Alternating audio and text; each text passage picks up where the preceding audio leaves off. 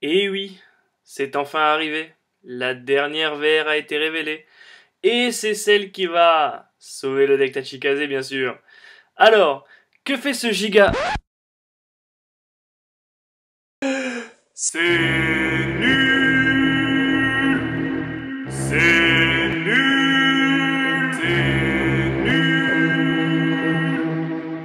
Et oui, vous vous en doutiez, j'allais faire une vidéo réaction justement à l'annonce de Gigarex, la carte qui devait faire tourner le deck Tachikaze, sur lequel j'avais été très dubitatif sur ma première vidéo. Et comme vous avez pu le constater, je suis plus que pessimiste concernant le nouveau support Tachikaze.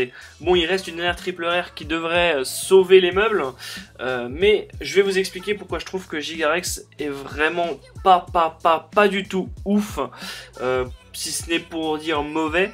Voici une petite vidéo de démonstration où je vais vous expliquer en fait pourquoi Gigarex n'est pas suffisant pour Tachikaze. Donc voilà, pour vraiment se rendre compte de ce que vaut le nouveau Gigarex, donc je rappelle son effet. Le premier effet, c'est lorsqu'il attaque et qu'il est placé en Vanguard Circle, on peut mettre jusqu'à une gauge, donc depuis le dessus de son deck, sur n'importe quel rear sur le terrain, et on peut même mettre une gauge en fait sur l'ensemble des rears. En fait, pour chaque rearguard, on choisit si on veut mettre une gauge ou pas depuis le dessus du deck, et Gigarex lui-même va gagner plus 5000 par rearguard en fait. Donc ça, c'est vraiment sympa. Et ensuite, deuxième effet, donc Act, en Vanguard Circle, on peut retirer 5 gauges au global sur le terrain, et toute la fronde prend 5000, et on inflige un dégât à l'adversaire, celui-ci en a 4 ou moins. Donc sachant que le trigger check se performe. Donc voici ce que j'appelle le field parfait de la situation parfaite. Donc nous sommes sur Tabletop Simulator, et nous allons donc voir ce que donne Gigarex en condition. Donc alors avant, il faut que je vous précise quelques prérequis. Donc c'est un deck Axel, donc un deck qui ne fait pas de CA direct, donc c'est-à-dire qu'il n'invoque pas comme Royal Paladin d'unité, qui ne gère pas de main comme OTT, etc. Donc vous n'allez pas avoir d'unités qui en early vont spécifiquement vous faire du plus 1. Donc là j'ai call quand même, vous voyez, 1, 2, 3, 4, 5 cartes sur le board, plus mon ride 6. Donc j'ai quand même un board assez fourni, j'ai dû dépenser assez de cartes de ma main. Vous voyez que Skype-Tero a déjà une gauge, puisque on va dire que je l'ai déjà call en early pour setup un peu le terrain, et que j'ai déjà utilisé un peu mon Sonic Noah. Donc voilà, on sait jamais quoi. Je pars du principe que, arrivé à votre raid G3, même si l'adversaire est encore au G2, peu importe le grade de l'adversaire, vous n'arriverez pas à faire le skill d'infliger un dommage de Gigarex. Pourquoi? Tout simplement parce que les deux skills, on pourrait croire qu'en fait ils se remboursent l'un l'autre, enfin que son premier skill rembourse le deuxième, mais en fait c'est pas le cas, puisque son premier skill est un auto lorsqu'il attaque, et ensuite son deuxième skill est un acte. C'est-à-dire que si vous raidez Gigarex, vous ne pouvez pas obtenir vos 5 marqueurs par le premier effet et les enlever par le second pour infliger un dommage. Donc déjà là il y a un mistiming, c'est-à-dire que si je voulais activer le deuxième effet de Gigarex de mettre un dommage, au raid G3 il faudrait que j'ai le setup parfait pour me setup 5 marqueurs, à savoir le Shaman qui met un marqueur du dessus du deck, Sonic Noah, ou même l'autre G1 qui met un marqueur du dessus du deck. En l'occurrence là je ne l'ai pas, mais en gros il faudrait au moins dès le raid G2 4 cartes qui mettent de la gauche et Sonic Noah qui puisse booster. Donc c'est autant dire un setup quasi impossible à avoir au premier raid G3. Et ou alors il faudrait qu'en fait tout simplement j'attaque avec mon Gigarex, et qu'ensuite je setup mes marqueurs pour le prochain tour, donc que je mette un marqueur ici, un marqueur ici, un marqueur ici, un marqueur ici, un marqueur ici, admettons, et que après j'espère que mon adversaire du coup ne me les retire pas, histoire que j'ai encore 5 marqueurs au prochain tour. Donc voici le premier défaut de Gigarex, c'est que déjà contre des clans destruction comme Kagero c'est compliqué, et ensuite voilà, il va falloir setup habilement vos marqueurs, parce que si vous les setup sur des fronts, l'adversaire pourra très bien attaquer les fronts pour retarder l'effet de prendre un dommage, et pour accessoirement vous faire voler des cartes du deck, parce que ceux-ci sont gros défauts, et le gros défaut de la mécanique équipe gauche, c'est qu'elle vous fait défausser votre deck. Donc, nous avons cette situation de jeu. Donc j'ai raidé G3 en premier, on va dire, j'ai mon marqueur Axel qui est ici, j'ai le mammouth qui est ici. Voyons voir ce que fait donc notre ami Gigarex. Est-il vraiment si mauvais que je le dis? Alors, je vais commencer par attaquer avec mon Gigarex, voilà. Donc, je vais décider de mettre des marqueurs. Donc alors, pour être tout à fait efficace, je vais mettre un marqueur ici, donc sous le mammouth. Voilà. Je vais mettre un autre marqueur sous mon Brightops. Et je vais mettre un troisième marqueur sous Skyptero parce que voilà, pourquoi pas. Donc voilà, on va avoir donc... j'ai décidé de placer 3 marqueurs. Gigarex va donc prendre plus 20 000, donc ce qui est un power-up vraiment acceptable dans un deck Axel. Donc de ce qu'on a vu avec Nova Grappler, on n'a pas de Vanguard puissant. Donc là, mon Vanguard tape quand même assez fort, donc il tape à 12, 20, 40 000. Ce qui est vraiment pas mal. Ça, son premier effet, j'ai rien à dire dessus. J'ai setup mes gauges, tout va bien. Donc je vais faire mon check. Donc heal trigger, je me soigne. Jusque là tout va bien.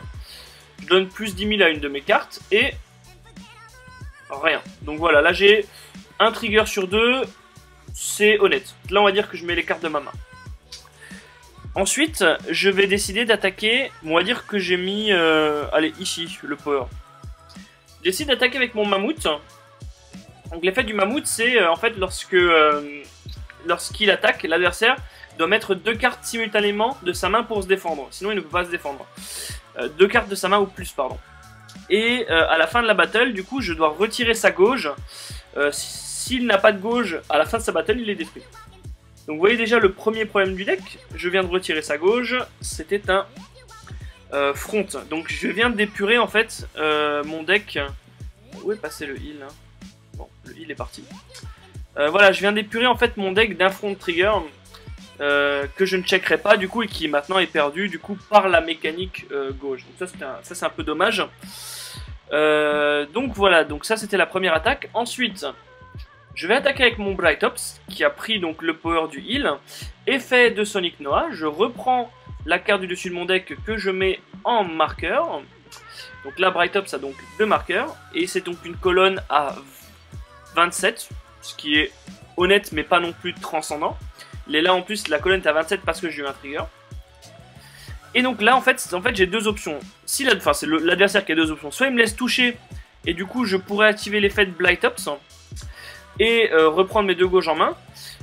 Soit du coup je pourrais retirer Skyptero. Si j'avais 2 CB ça aurait pu être intéressant. Mais là je pourrais retirer Blightops et piocher 1.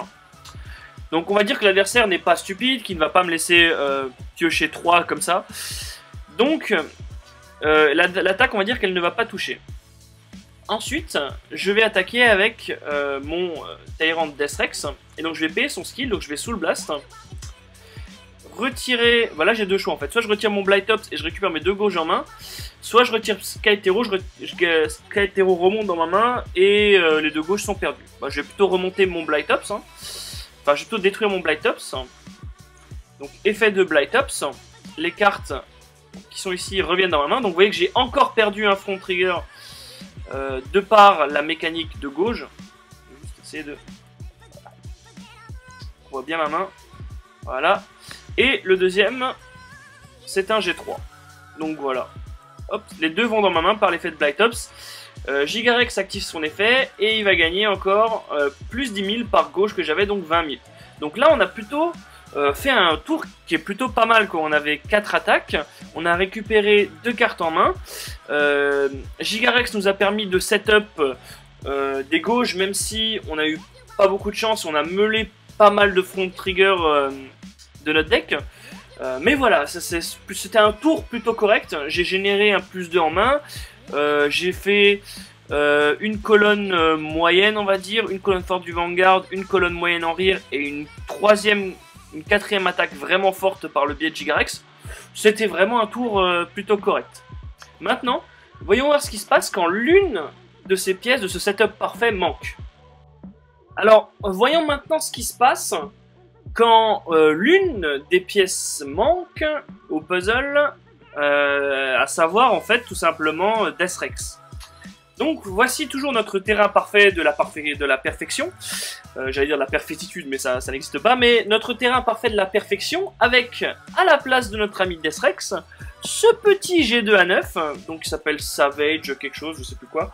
Donc son effet est quand il est placé, je peux donc mettre la carte du dessus de mon deck en gauche, et ensuite je peux déplacer une gauche vers une autre carte en fait. Là je regarde, front trigger, ok, donc décidément pas de chance avec les gauches, et mon autre gauche c'est un front trigger, ok. Donc pour que vous sachiez, j'ai mélangé le deck vraiment, si vous me faites confiance, je vais remélanger le deck, on va remélanger le deck, voilà, pour être sûr. Voilà. C'est-à-dire que je ne sois pas de mauvaise foi avec la mécanique de gauche.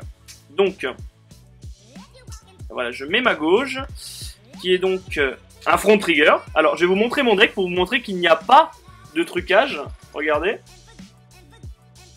On a bien un deck bien complet, quoi, avec des ratios normaux, quoi. Donc, il n'y a pas de bisbis. Alors, nous avons donc mêlé glorieusement 2 front trigger, parfait. Et donc, voyons voir ce qui se passe lorsque nous n'avons pas Deathrex. Je vais donc attaquer comme avant avec mon Gigarex. Donc, vous pouvez aussi constater que là, je suppose que mon adversaire est au G2. Hein. S'il est au G3, je vais forcément devoir call un boost ici. Sinon, en fait, je ne peux tout simplement pas taper. Ou alors, je ne call pas mon chaman. Ouais, j'ai quand même le call parce que je vous défronte. Donc voilà. Donc j'utilise l'effet de Gigarex. On va mettre voilà, toujours une gauche sous notre Blighttops pour les récupérer en main. On va mettre une gauche sous notre Mammouth. Et je pense qu'on va pouvoir s'arrêter là. Voilà.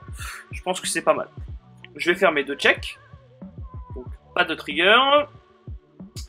Et pas de trigger. Donc là avec notre ami Deathrex. Et donc là, vous pouvez constater l'un des gros problèmes du deck que j'avais signalé déjà dans ma première vidéo sur laquelle j'avais parlé en fait du support Tachikaze. C'est que là maintenant, qu'est-ce que je fais? Eh bien, je ne peux rien faire, tout simplement parce que les 2 gauches sous Blighttops sont bloquées. Je ne peux pas y avoir accès pour l'instant. Je ne pourrai y avoir accès qu'au prochain tour avec Deathrex.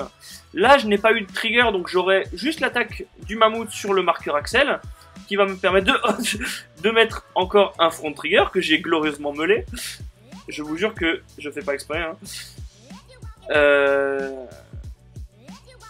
Donc voilà, donc je vais faire l'attaque de mon Mammouth, l'adversaire va nos gardes, et là il me restera 2 glorieuses colonnes à 9 et 17, donc qui peuvent être complètement anéanties par un trigger def.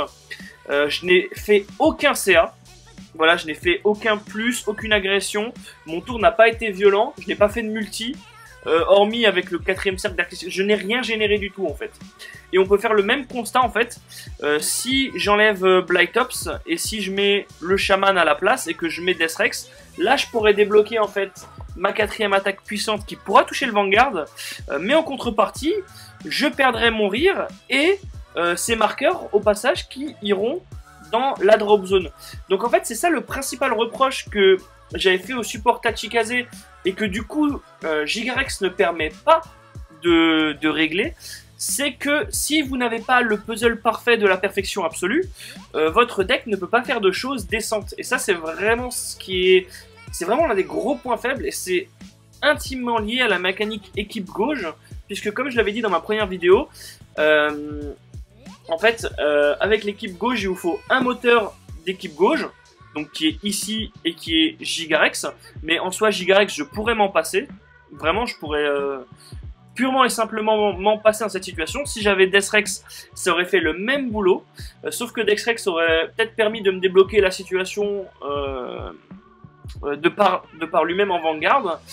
Il me faut un moteur de gauche, il me faut donc mon Blighttops qui est je sais plus où et qui me permet d'utiliser ma gauche. Sinon, à chaque fois que je retire mes rires, ma gauche part en drop. Donc il me faut mon moteur de gauche, donc qui sont les 2 cartes ici, il me faut ce qui me recycle ma gauche, et il me faut de quoi retirer mes rires, sinon, je fais rien. Et en fait, Gigarex en lui-même ne permet pas de régler le problème de setup en lui-même. C'est-à-dire qu'en fait, c'est bien, il a un gros power-up, il met des gauches, etc. mais la gauche étant une mécanique aléatoire et demandant 3 pièces du puzzle pour fonctionner, il ne représente qu'une sur les 3 pièces du puzzle, et donc du coup vous aurez à chaque fois besoin de ce setup pour fonctionner. Donc maintenant, ce que je pense de Gigarex, je le trouve vraiment insuffisant, pour pas dire mauvais, parce qu'en plus son effet est anti-synergique avec le reste du deck, puisque déjà placer 5 gauges c'est pas facile à faire. Comme je l'ai dit, je peux les placer en cercle de rire, mais du coup si l'adversaire attaque mes rires, il me ralentit son effet acte. Donc voilà, c'est encore un problème. Je pense que l'effet acte, on va un peu galérer à le placer, tout bonnement. Et aussi, si jamais je soul blast mes marqueurs qui sont par exemple sous Blight Ups, donc du coup je mettrai un dommage à mon adversaire, qui pourra peut-être prendre un trigger def, sait-on jamais. Et en plus, je me prive d'un potentiel CA que je peux faire. Donc, voilà, c'est pas ouf, on va dire. C'est vraiment pas ouf. Le seul avantage qu'il y a, c'est Blight Ups. Enfin, les deux MVP du deck, clairement, c'est Deathrex et Blight Ups. Parce que Blight Ups, l'avantage qu'il a, c'est que même si vous mettez des marqueurs dessus, vous êtes sûr que l'adversaire ne le tapera pas parce que ça vous donnera du potentiel C en main. Et ça, il a peut-être pas envie. Il sera peut-être obligé de vous forcer l'attaque du Blight Ups pour éviter de se prendre un dommage, un free dommage, mais voilà. Tout ça pour dire que le support Tachikaze, s'il n'y a pas le setup parfait de la perfection, pour l'instant, c'est très insuffisant.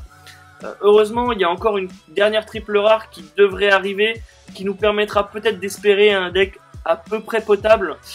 Pour ça, pour moi, il faudrait que la dernière carte qui soit révélée, le dernier G2 qui soit révélé, ce soit une carte qui soit une double pièce du puzzle, c'est-à-dire qu'il puisse et retirer des cartes et avoir un effet à la Blight Ups, ou alors et retirer des cartes et poser des marqueurs. Voilà, faut qu'elle ait deux fonctions dans le puzzle de 3 pièces qui est Tachikaze. Donc voilà, j'espère que vous avez apprécié cette vidéo, j'espère que mes explications ont été claires. N'hésitez pas à laisser votre avis dans les commentaires sur cette vidéo, sur votre avis sur Gigarex. Pour ma part, je le trouve vraiment, il vend vraiment pas du rêve, et je l'ai dit en fait sur Facebook. N'hésitez pas aussi à me suivre sur Facebook, sur la page June Thunder Card Gaming, à vous abonner à la chaîne pour plus de contenu sur Cardfight Vanguard et Dragonborn. Et moi, je vous dis à la prochaine pour de nouvelles vidéos. Salut!